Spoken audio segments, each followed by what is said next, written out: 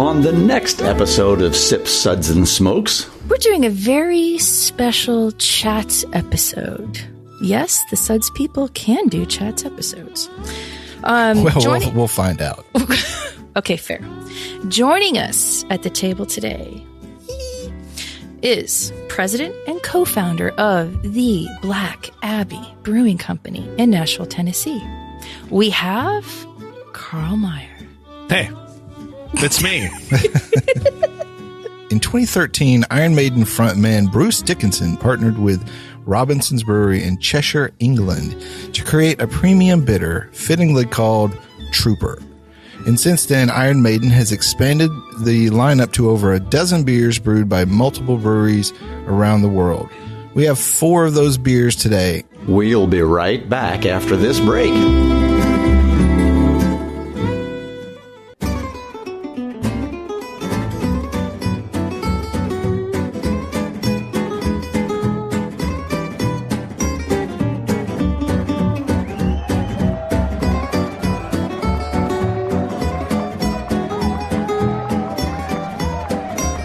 To you almost live from the Dude in the Basement Studios. Why? Because that's where the good stuff is. It's Sips, Suds, and Smokes with your smoking host, the good old boys.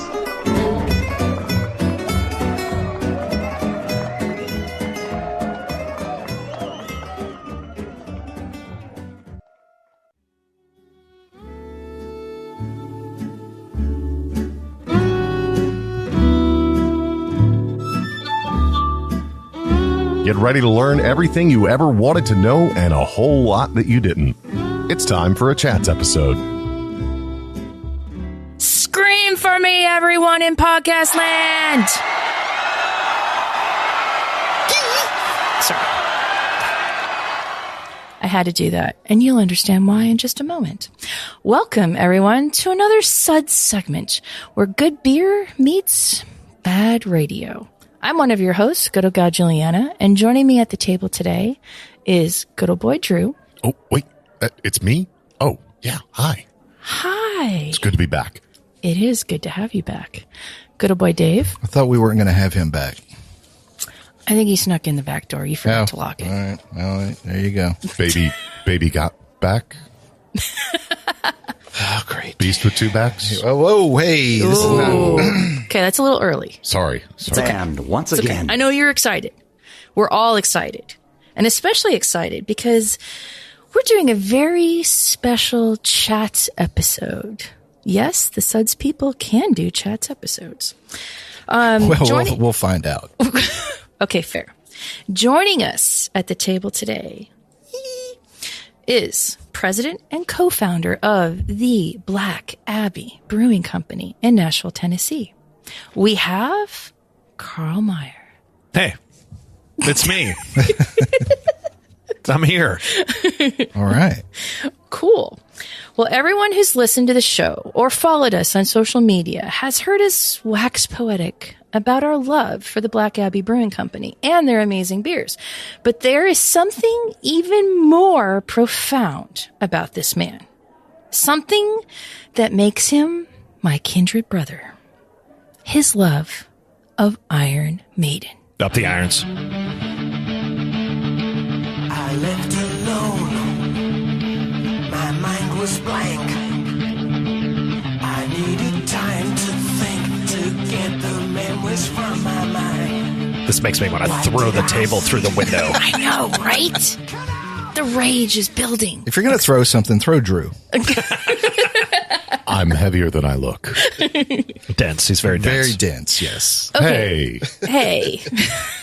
Okay, so for those of you who didn't instantly recognize them, and I'm questioning why you're listening to us then or if you don't living. recognize them or living, I'll let the band introduce themselves in their own words. From IronMaiden.com, Iron Maiden are an institution. Over the course of 46 years, how many bands get to say that number?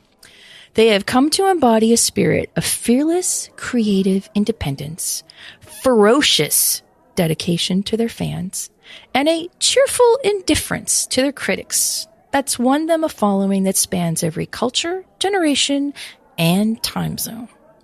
A story of gritty determination and courageous defiance of the naysayers, theirs has been an adventure like no other.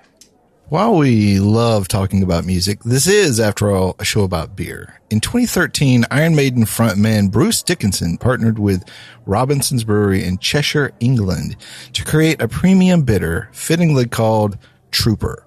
And since then, Iron Maiden has expanded the lineup to over a dozen beers brewed by multiple breweries around the world. We have 4 of those beers today. Good old boy Drew, would you give us today's lineup? The Iron Maiden beers we'll be tasting today are from Robinson's Brewery, the Trooper Premium Bitter, the Red and the Black Porter. Oh, that was that went very Bruce Dickinson into Foghorn Leghorn. A little bit. Southern pasture. The Fear of the Dark English Stout. Then from BrewDog USA, we have the Hellcat India Pale Lager. And if time permits, we may have a bonus beer. Thanks, Drew. Secret bonus That was beers. Perfect. Good old boy Dave, why don't you give us the Suds ratings for today? We'll be discussing and rating these beers with these Suds ratings plus our signature belching sounds. Here are those ratings now. 1, that sucks. Give me anything but a bud. 2, was that a belch? It's just totally not a belch. 3, what a relief. 4, a body should really not make that sound. And 5, listen to that hang time, give me another.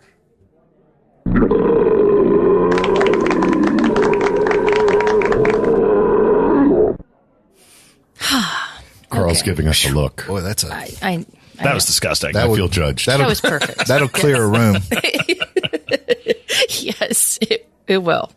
Okay, we're going to be playing clips from several Iron Maiden songs so we can discuss them.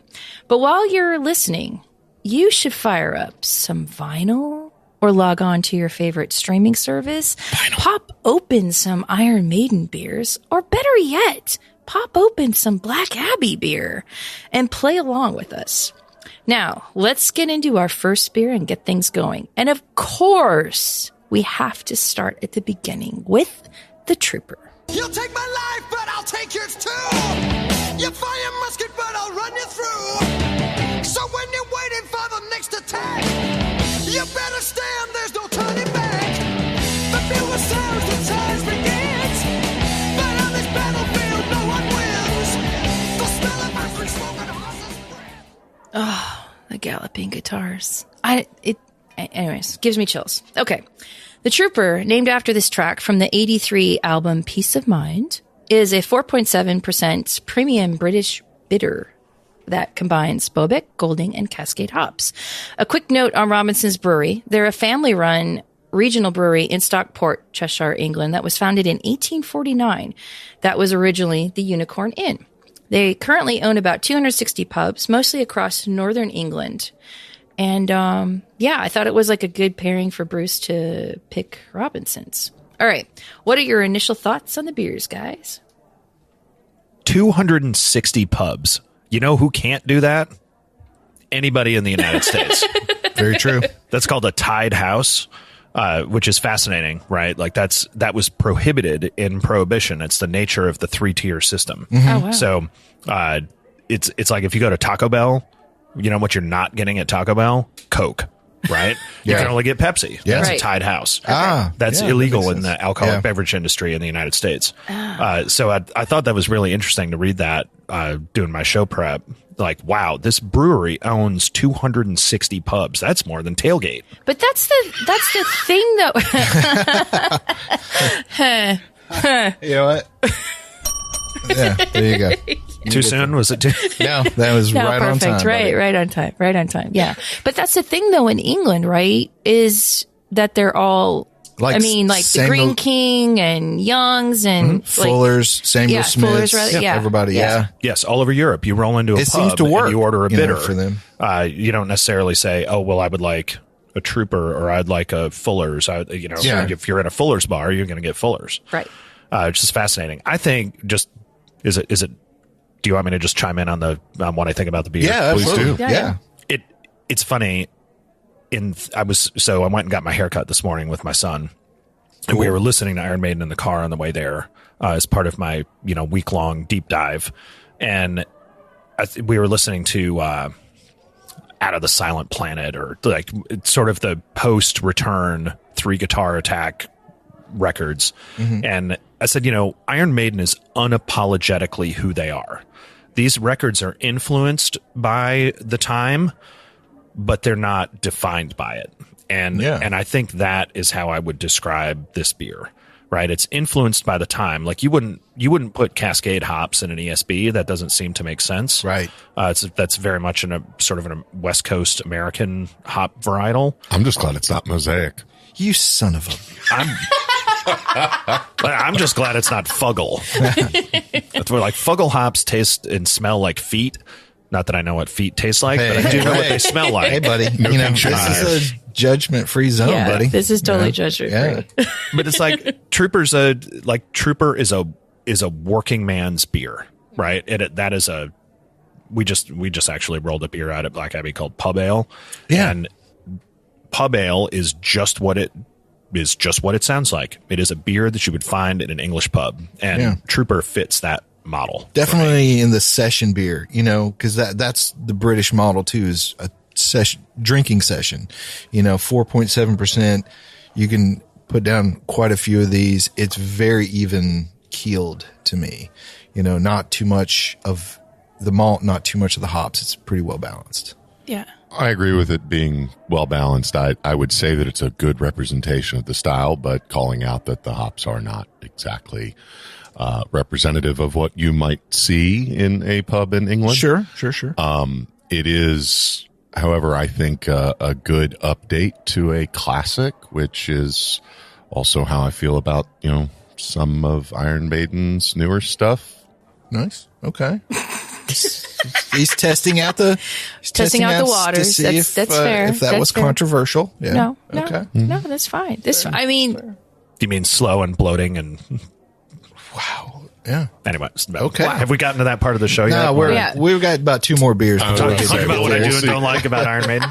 Now you'll figure out the belching. and yeah, like to sum up what everyone's saying, I mean, this is classic Maiden to me. I was really impressed when it first came out because I've always viewed Maiden as being a blue collar band, and I come from a very blue collar town. I will run blue in that regard, for my entire life. And I totally relate to this because growing up, we had, friends' houses that had a pub. Like the ground floor would be their pubs or gin mills, and they would always serve something like this. Not that I would know anything about that being underage, but this just relates to all of that to me, and just makes me feel at home. What do you want to do for this? So we'll return with more about the Trooper in just a minute. Welcome back, everyone. Today is a chat episode this is our premiere chat episode. Probably one and done. Oh, whatever. Well, I mean, where can we go after this, though? It's honestly, downhill from here. So, the founder of the Black Abbey Brewery in Nashville, Tennessee, is here with us today, Carl. And Carl is not only a great brewer, but he is my brother in the sense that our love for Iron Maiden is very strong and very deep. What we were talking about right before the break was the Trooper beer, which was our first foray into Premium bitter. Yep. Premium bitter. Robinson's Brewery. Yes. Thank you. Sure. Here to And help. we are going to rate that quickly, and we're going to rate it a 3. So, Carl. Yes. What was the first beer that you remember enjoying? Well, it's Without incriminating yourself. yeah. I mean, I think the first beer that I remember drinking was Milwaukee's Best. Okay. Cool. The Beasts. and for a long time, I think that's what we probably all have a similar beer experience. That's what we just thought beer was, Sure. right? Yeah. Yeah. And because you were drinking beer not as something to enjoy, but rather a means to an end, Yep. right? It was like, we need to get drunk. So we're going to drink this stuff. It doesn't really matter what it tastes like. And when I was in college, the college I went to had a big hotel school. And the hotel school had a course called Introduction to Wine and Spirits. Oh. And the seniors all took it. Didn't matter what sort of part of the college you were in, you would go take wines. And my birthday's in February, so I was older, so I took the course in the spring of my junior year, whereas most everybody else took it in their senior year. Yeah. So, which was the smaller of the category, right? So they brought in better speakers, I would say, better guest lecturers. Okay. And nice. like Robert Mondavi came and spoke. Oh, like they were serious. It was serious. Yeah, sure. And so they did a whole class on beer, and Michael Jackson came. And wow! For those of you who don't know, I'm talking about the world premiere beer critic, not Billie Jean's, not as but so Michael Jackson came, and I remember I kept my notes from that lecture. And we tried Celis White. We tried Sam Smith's Tatty Porter. Oh, man. We tried Brooklyn Brown and Brooklyn Lager. And then there was one other one that I can't remember. But so there was a bar in we had a little hotel on campus, which is where that lecture took place, was in the auditorium of the hotel. And so we'd go into the hotel bar and we'd get pitchers of Killian's for $5, which should date me a little bit. Yeah. But I remember sitting in there drinking Killian's being like, what is this? What is this? This is no longer acceptable for me. Right? So Sam Smith's Tatty Porter was really the first That's a game changer, man. That just rattled my cage. Yeah. That's cool. And I think a lot of people have that experience where they go from domestic lager to Euro something, right? Yeah. Sometimes it's St. Pauli Girl or Heineken or sort of that Euro lager, but then it moves into the ambers and the porters and the stouts. And you can't really go back. Yes. And then then you get into hopping your face off. Yeah. And then I think eventually you kind of swing back into whatever your favorite category is. But that was for me, Tatty Porter. That's a good one. Yeah. Samuel Smith, they have their chocolate, that organic chocolate stout is probably one of the best stouts I've ever had. Yeah, we put it on tap in our tap room as a guest tap not long ago. Yeah. The distributor brought in, I don't know, 6 or 8 kegs of it. And it's not the distributor we use, but I'm on the mailing list. And I just immediately messaged in. I was like, I'm going to need that. Yeah. Yeah, like how do you? Classic, and another brewery that's been around forever. So, was it the porter that prompted you to start brewing? I would say probably yes. Eventually, I think that's really what we understood was we now have we're now interested in flavors that are too expensive for us to be buying all the time. Yeah. As end of college career to like getting your first job and trying to figure out how to manage your money and all that stuff. And that was when we started homebrewing. It was me and a couple of buddies from college bought each other homebrew kits for Christmas, bought Charlie Papazian's the Complete Joy of Homebrewing. Oh, dude, that is such a great book. And we just started trying to make beer for ourselves. Yeah. And whether you collect vinyl or you're into whiskey, like you get into these hobbies that suddenly become way more expensive than something you should be referring to as a hobby. And at some point in that, it was probably in kind of the early 2000s, my wife was like, this is no longer a hobby. Like this either needs to be a career or we need to kind of pare this thing back. Yeah.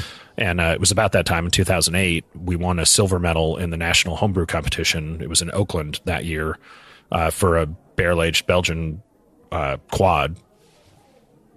Don't mind me as I belch off mic. Oh. And that was when we medaled at a national level, we thought, all right, maybe we ought to write a business plan. Like maybe this has got something. And so it was me and 2 partners, and we sat down and started on Thursday. We all had, regular jobs, quote unquote.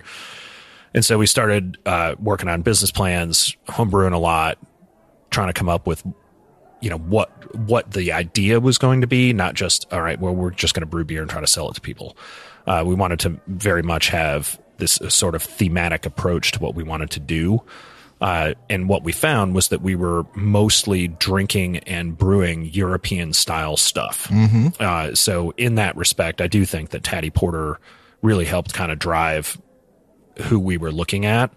But we also were in a, 2008, 2009 kind of run through there. In that timeline, most of the breweries, especially in Nashville, had this sort of 50s retro US feel. Like if you look at Mayday and Yazoo and Fat Bottom and the breweries that were active at that time, they very much had this kind of 50s vibe, but there was a gap, I think, in both the beer being produced in Nashville and nationally, honestly, that had sort of a European influence. So we very much wanted to be in that world.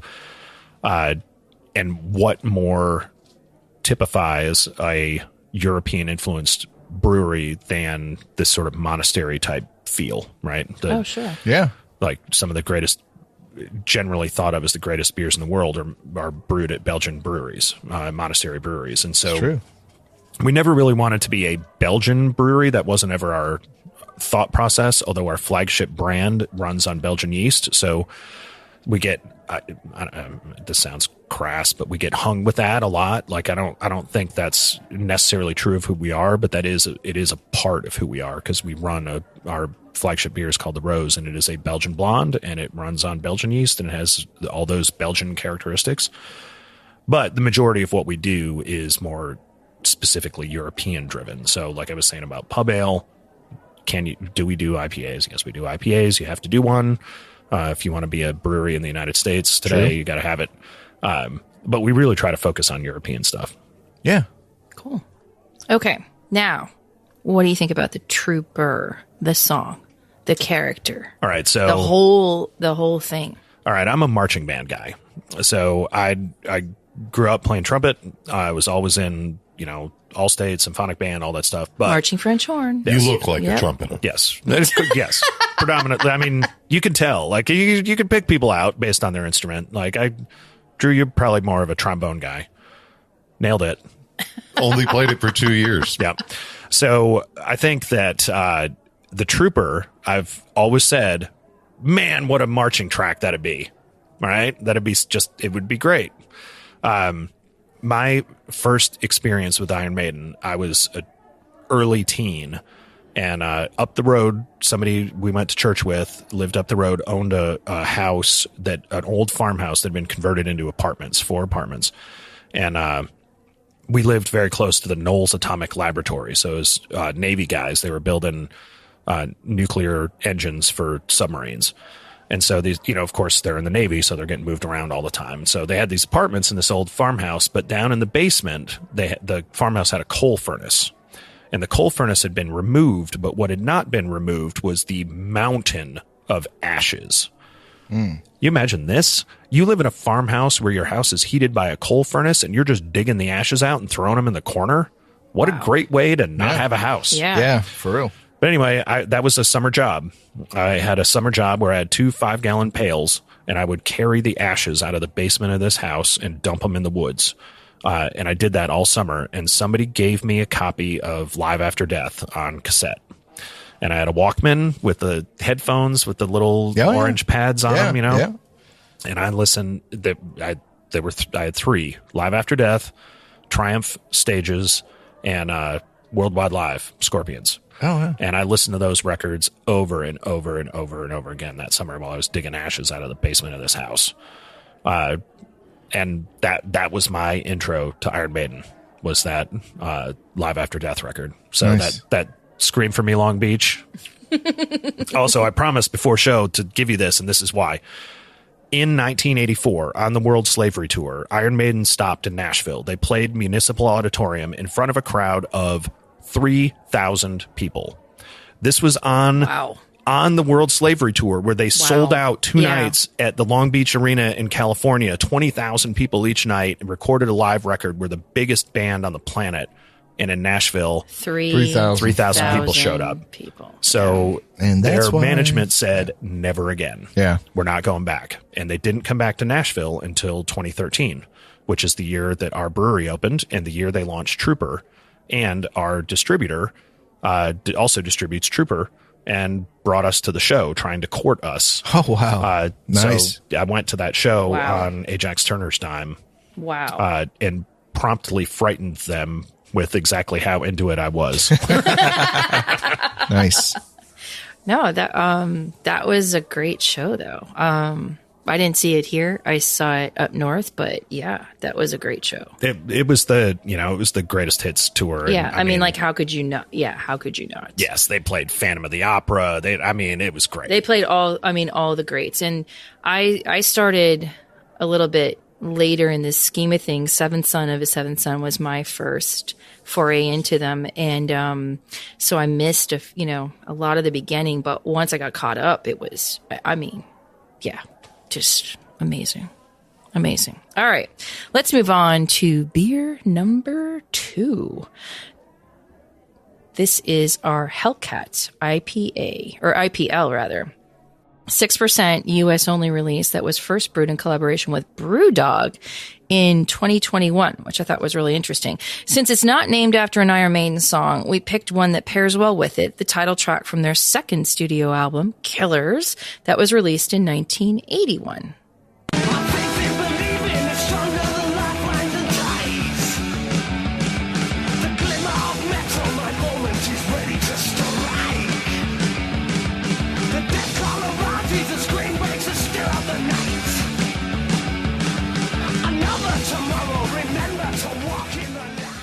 Singer's different.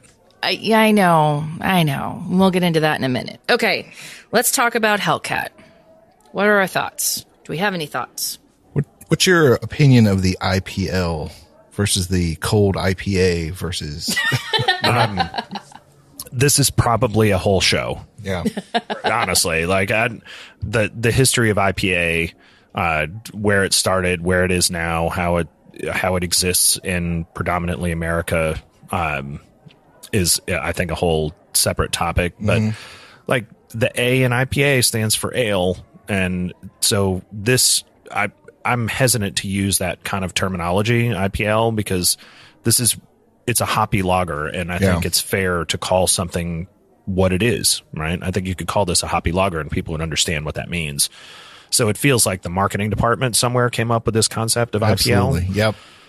But Don't hate the player, hate the game. I just no, I believe in love. But Oh, God, help me. What have I done? This glimmer of metal, his moment is ready to strike. I think as far as a trend goes, I mean, you hop forward beers on lager yeast. I mean, they taste good. I'm all right with things that taste good. Clean finish, usually. I saw Maiden on Legacy of the Beast in Columbus. A friend of mine worked for BrewDog at the time and was able to get us the hookup at the BrewDog Hotel. Oh, nice. In Columbus. So it was my son's first show. Oh, nice. First concert ever. He and I went up there and stayed at the hotel, went to the show. So drank a couple of Hellcats in the hotel, which is attached to, I think it's their barreling facility. I don't think they're actually doing a lot of brewing packaging there. And it's interesting because I feel like this might have, this maybe got a couple of months on it. Then, like, it's not quite as bright and sparkly hop forward as I remember. But I think overall as a beer, like, I enjoy drinking this more than I enjoy drinking Trooper. Partially, I think it just fits my personal flavor preference Your taste a little profile better right now, sure. But it's just, I don't know. It's bright and it's fresh and it's dank. So I like it as a lawnmower beer. Sure. Say, I give do. me something hot outside, cold beer, crisp finish, refreshing. 6% isn't going to kill you. Maybe not a. I'm a little bigger than some folks, so Yeah. Okay. Yeah, I mean, it's not bad. It's a modern, like, dare I say that it's more of a new album versus an old album. You know what I mean? Because it's long and bloated. oh boy. Well, Here we're we getting to go. that. We're getting to that. But I just mean that it's not traditional classic Maiden. It's more of a it's a modern take of Maiden. But I could see why they went with BrewDog, and I think that fits too. Yeah. Yeah, and it's something, personally, I'm going to drink the Trooper more than I'm going to drink this, but that's just me. Dave, your thoughts? I'm kind of with Carl. I would probably, I typically go for more malt forward beers, but this is nice and bright and refreshing, and I think hopheads would like it. Even though it's not going to blow your mind, but I think it's a tasty, citrusy little beer. Okay, it's a 4 for me. Yeah. All right, we're going to rate it's it a 4 for all of us. Now, which singer do you like better? Blaze Bailey. Oh, I'm kidding. Wow. I'm kidding. I think Julieanna was about to come across the table. Yeah. I was clenching. So Blaze did his best. Hey, Who can follow Bruce? The thing about those two Blaze records is, for me, it's more about the production than it is about his singing. Yeah. Like, the songwriting is the same, right? It's still Steve who's mostly doing the work. It just, I don't know, they all sound kind of muddy to me. Mm-hmm. I love those Paul Di'Anno records, like the first two, and then Made in Japan. Mm-hmm. I just love them, but I love them for what they are. And I think when you go from listening to Killers to then stepping into Number of the Beast, it's almost like a totally separate band. Yeah. Right. It's just so Dickinson's my guy. Like, I think he's stood the test of time. I think that his body of work is much more complete. I think Paul Di'Anno is kind of one-dimensional in terms of what he's able to deliver behind the microphone. Mm-hmm. But man, I love those first two records. Yeah, I was kind of like raised on Bruce, so when I hear the earlier records, I have a hard time. And I know that's wrong. Because Killers is great, and those first couple records were great. But yeah, for me, it's Bruce, and I think it's because I started seeing them live with Bruce, and that whole theatrics and everything that he encompasses, like, to me, is the big essence of Maiden. Mm-hmm. I mean, Steve Harris is as well, but you know what I mean? I do. Well, to be continued in just a minute. Welcome back, everyone. Today, we are doing a special episode. We are doing a chats episode, and that's what we're doing. We're chatting and we're drinking beer. Some really interesting beer about an interesting band with an interesting guy, Carl Meier, who is the founder of the Black Abbey. Thought you meant Drew. Well, I mean, he's pretty interesting. He is. It's kind of weird to look at, but well, that's why we're on the radio, right? Exactly. Okay. Next up, we're going to talk about another beer. This is the third in our lineup. It's a 6.8% English porter, first brewed in 2016. A blend of chocolate and crystal malt that gives a full-bodied beer a roasted malt and caramel backbone. The Robinson's yeast provides hints of both licorice and honey to create a delicious, warming brew. From Iron Maiden's 2015 album, Book of Souls, this is the Red and the Black.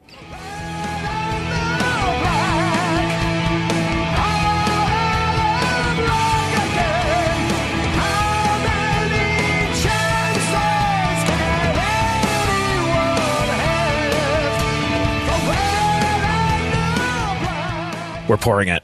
We're pouring it. We're pouring it right now. And we're drinking it. We didn't totally open the wrong bottle. It's fine. Oh, I totally opened We're letting it warm up. it's like this has got some age on it or something.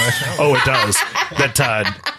And it's my fault. I brought a bottle of Trooper with the limited edition Day of the Dead label on it. Yeah. And it kind of looks like the label on Red and the Black. Yeah, well, there's a guy with a skeleton guy on there, so there's a skeleton guy on it. But yeah, that. So, anyways, as we're now drinking the Red and the Black, which that is a nice song for it being a newer. It's not long and bloated. Well, quit saying long and bloated. Yeah, we're gonna. That's I just weird. like the visual. You're freaking me out, man. It's okay. I don't know. The last two, Book of Souls and Senjutsu, have some tracks on them that could have realistically been shorter. Yes. That, as Forrest Gump would say. That's all I got to say about that. Okay. Let's talk about a porter for a minute. Okay. Now this one looks like a porter. Mm-hmm. It smells and tastes like a porter. Yes, it does. I think, like we talked about with Trooper, Iron Maiden is a band for the working man, right? Like, yeah. They know exactly who they are, and they deliver just the way you would expect, right? Yeah. And I think this is much the same. This tastes like an English porter, right? Yeah. It's not over the top roasty. It's not over the top malty. It's, you could drink 10 of them. That's what I like about English beers in general is there's a lot more balance and control. American beers a lot of times go one way or the other. Like we're going to go all the hops, or we're going to go, all the sour, whichever way we're going to go. Lactose or whatever. Yeah. Yes. Talking about bloated. How do you, where do you stand, Carl, on like bottled versus cans? Like I think cans tend to keep better in general, but yeah, we only put beer in cans, and as a European influenced brewery, when we were getting ready to open, we decided we were going to put beer in bottles. And I think that was from the very beginning, that was what we were going to do. And then when it came down to, okay, now it's time to start packaging beer, we had been open for 2 years. We realized that not only the mechanics and the expense of putting beer in the bottles were significantly more, but the cans really, there had been advancements in can technology, in how the actual cans contain beer and keep beer from being metallicized, if that's a word. Yeah. Just made that up. Yeah. I like it. That we decided that cans were the way to go, and for a number of different reasons. The logistics and the money of it, because you could fit more cans on a pallet. Cans are lighter than bottles. All of the packaging that goes along with bottles, the mother carton, the 6-pack holders, the labels, the crowns, all that stuff. It's a lot of stuff. It's a lot of stuff. It's expensive. I just always like going into your brewery and seeing like walls of like cans. Yeah. It's cool. And cans, there's no, your beer's not going to get light struck in a can. That's true.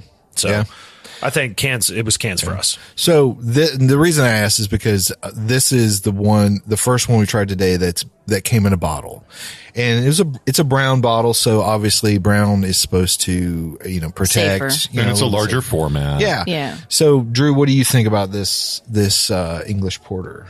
I mean, I enjoy it. It's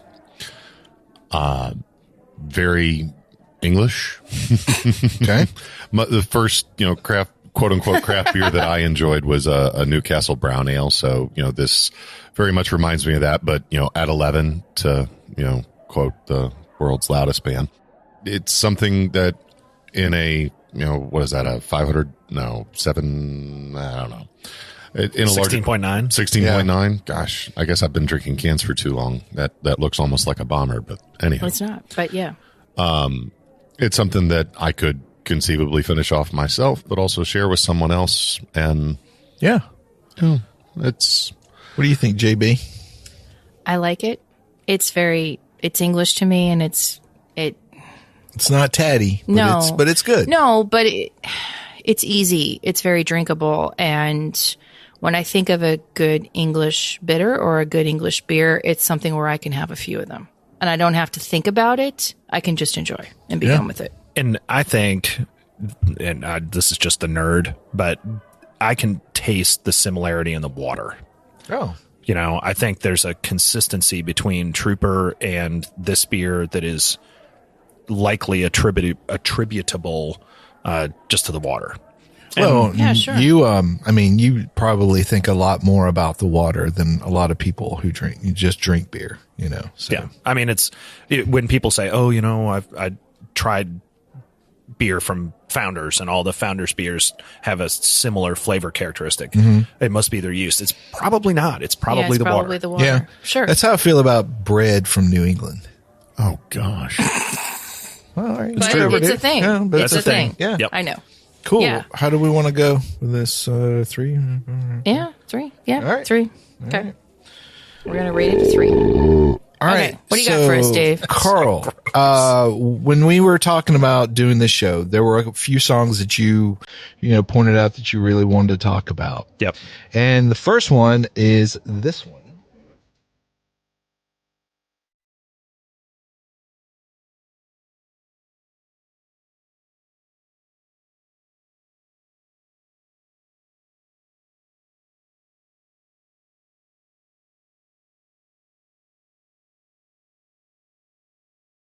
Now, that was Rime of the Ancient Mariner from 1984, I believe. Yep. Powerslave. Yep. All right. Written by Steve Harris. Tell us why you picked that one. Can I ask real quick, what's the length of that song, Carl? 13 and a half minutes. Shut up. Yeah. You know, Didn't get a lot of radio play. Nope. except from really cool radio stations. It's that's my favorite Iron Maiden song on my favorite Iron Maiden record. That break, like coming out of the full times 50 little, living men. yeah, like the little sign of acoustic growth. Yeah, kind of and coming right back into that. You take this epic poem and translate it into a 1980s new wave of British metal song, and then piece it together in multiple song pieces, like multiple movements. Like if this was Pink Floyd's "Shine On You Crazy Diamond," right? It's you got "Shine On" parts 1 through 6, and then 7 through 9 or whatever it is. There's multiple movements in the song, and I just that pull out of the long bridge into that the curse that lives on in their eyes part is just absolutely incredible for me. Yeah. And having seen them perform it, I think twice live, they're so tight. Like the changes are incredibly tight. Yeah.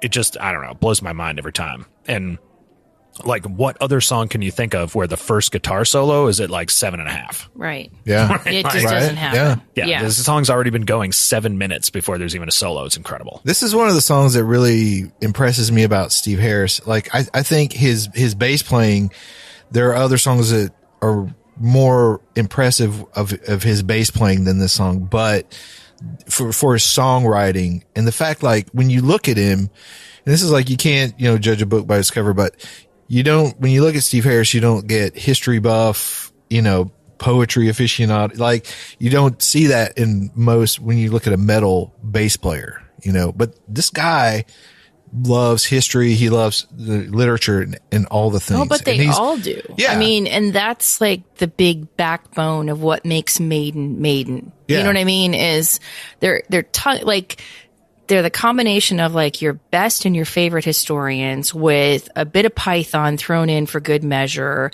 and a very blue collar work ethic where, I mean, they're still freaking touring now. And it's like, I mean, they're not exactly 20 anymore, but they just make and it. to call it back to the difference of the singers, for me, it's not so much about the difference between Deano and Dickinson. It's the addition of Adrian Smith. And That's that's fair. Yeah. Like Adrian came in, he didn't play on the first record. He played on Killers, but he was very much like still the new guy. And then, finding his way. yes. Sure. And then Dickinson comes in and Adrian's got a little more stamp on what gets on the songwriting in Number of the Beast. And the production is different. The sound quality is different. Like it's just, everything is just, a little crisper, a little less punk, a little more prog, if that makes sense. Oh, no. That No, for me no, is the no. difference. we don't talk about Prague on this show. We talk about Prague all the We time. talk about Prague on this show. We are big fans of Prague. Yeah. Like Bam, once again. Dawn of the Dead, that record is tons of time changes, but that's Adrian's influence. Like that's all right. Talking about song clips, I also asked you to pull out Reach Out, which was the B-side on the Wasted Years single. Maiden was really good about putting B-sides on their singles that were covers. All right, hold on. This one's not.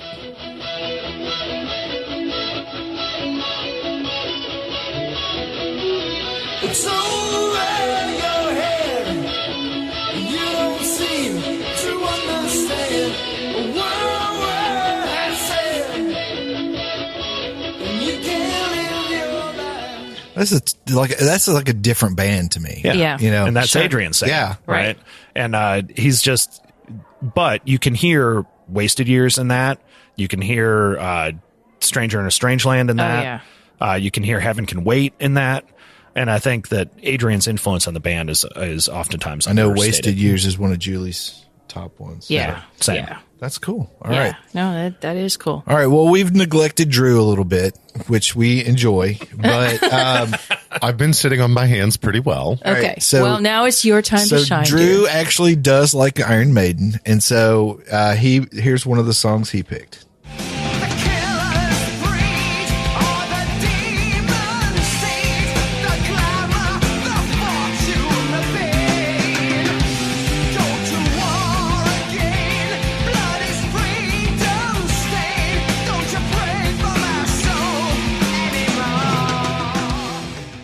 That is 2 minutes to midnight. The hand that threatens doom. Okay. We're not doing all that. And I was a communication major in college, and so we did a public speaking class. And one of my buddies who was pre-med also took that class because it was our senior year, and he was like, whatever, I'm taking this with you. And there was an episode or a lab where we had to read a poem, and he read that song lyric. How'd the he do? entire song. Yeah. And from memory, it was great. He did a great job. But the jellied brains of those who remained to put the finger right on you, in that line, there was this, very timid, shy little Asian lady who was sitting in the girl. These were children. Just fell right over a chair. And he was looking everywhere else in the room. And then when he said, put the finger right on you, and he put his finger right in her face, and she screamed. It was so funny. Now that, oh boy, that is awesome. Awesome. Well, Drew, so this was also from 1984 Powerslave. What did you like about, what pulled you into that song? I came to Iron Maiden much later in life than probably the rest of you. Well, you came to the world much later than the rest of us. This is true. This is true. I'm the baby with my gray hair. Believe it or not, I actually didn't really start listening to Iron Maiden until I met Carl, and I heard them in the Black Abbey tap room, and I've been more of a progressive metal fan than traditional British metal, if you can call anything about Iron Maiden traditional. And what I really have loved about Maiden as I have gotten into them in the last 10 years or so is the stories that they tell, the commentary on society, on events.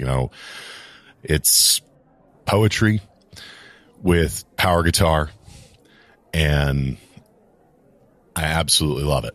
Cool. Yeah, and a singer that can blow. There you go. All right, let's blow through this last beer. Okay. So very quickly, we are going to talk about the Fear of the Dark beer. First brewed in 2020. It's a 4.5% English stout. Sometimes feel a little strange, a little anxious when it's dark. And one of my favorite songs live. Fear of the dark. Like, favorite songs live. Okay. So as a stout, what do you guys think of this? Very English. Yeah, it's a meh for me. Like, I like stouts to be either Irish, like Guinness, where it's got this sort of back end almost Dry. Yeah, it's so dry it's almost tart. Or I like them to be big and roasty and Chocolate. thick. Yeah. And this one kind of falls It's just- off the mark. Yeah. Well, we are going to rate, sadly, The Fear of the Dark a 2. But do better, Iron Maiden. But the Dadgummit. song is phenomenal. Is a 5. It's great. It is. Well, that is going to wrap it up for today. This was such a great episode. And a special thanks to our guest, Carl. Glad to be here. Thanks for having me. From the Black Abbey Brewing Company. Tell us how we can find you on social media. Instagram is probably the best way. You could get me at Black Abbey Brewing. You could get me at Black Abbey Carl. Is mine. And then I also do Vinyl DJ, and my Vinyl DJ Instagram handle is DJ Dad's Been Drinking. Nice. Nice. Good old boy Drew, thanks for being here. Thanks for having me. Good old boy Dave. Hey, I'll play my favorite Iron Maiden song. I left alone. My mind was blank. I needed time to think to get the memories This is from my new mind. favorite. Of course. Mambo Kurt. Yeah. All right. This is Good Old Gal Julieanna. Keep on chuckling and catch you next time. We hope you enjoyed this episode. If you're listening to us online, do yourself a favor and tap Tap it in. the subscribe button. Give it a little tappy. Tap, tap, tap-a-roo. The easiest way to listen to our show is to ask Siri, Alexa, Google, Uncle Larry, or whoever it is that talks to you on your phone. Play podcast Sip, Suds, and Smokes. We love your feedback, and you can reach us at info@sipsudsandsmokes.com. Our tasting notes flow out on Twitter and Instagram with our handle @SipSudsAndSmokes, and our Facebook page is always buzzing with lots of news. You'll also be able to interact with the thousands, millions, and millions of other fans on those social media platforms. Do us a favor. Take the time to rate this episode if you're listening to us online. That's a big help to us, and we get to see your feedback as well. Come back, join us for another episode, and keep on sipping.